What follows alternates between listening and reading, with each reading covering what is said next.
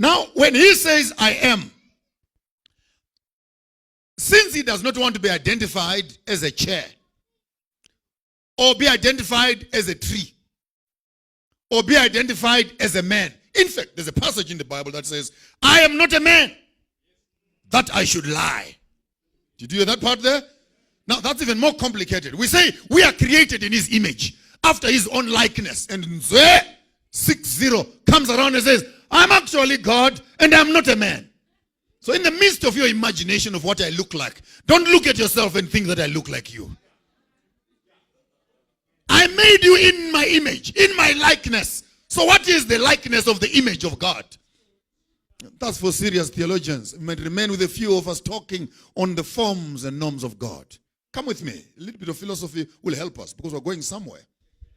The lowest, the most primitive form of human existence is physicality. Physical. This is the most primitive of all forms of life. It's a manifestation of this. Hello? This is the most primitive. Why? Because what is more important is not the shape of this thing, but what you can see, the software that is inside this phone. And that software will be nothing without a signal somewhere and a service provider somewhere who makes this useful. You can't see that. And that on its own is actually useless without a brain sitting somewhere in the company called Apple who thinks as to what must go into this thing, yes or no. So there is more which we can't see than that which we can see.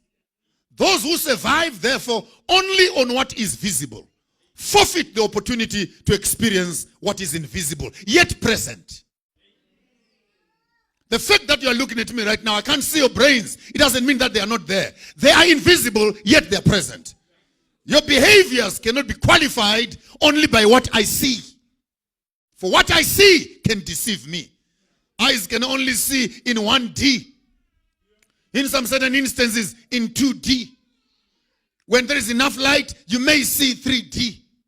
With extra help, 4D.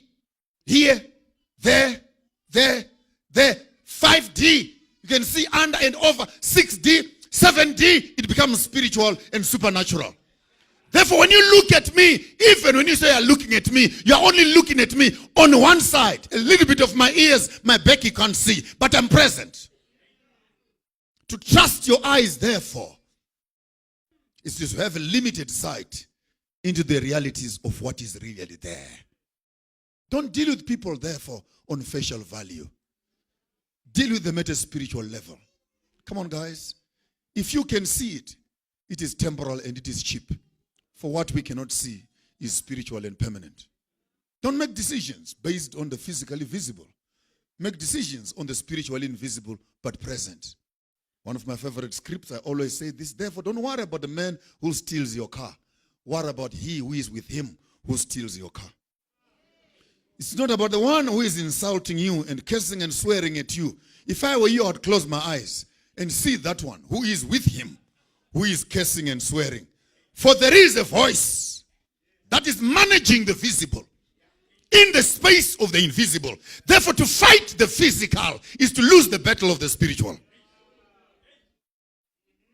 Eye for an eye, tooth for a tooth will leave the whole world toothless and blind.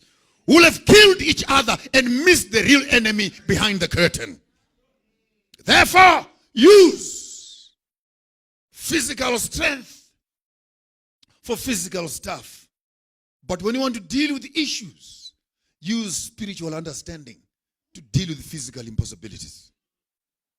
For there is always a whisper of the supernatural behind the natural.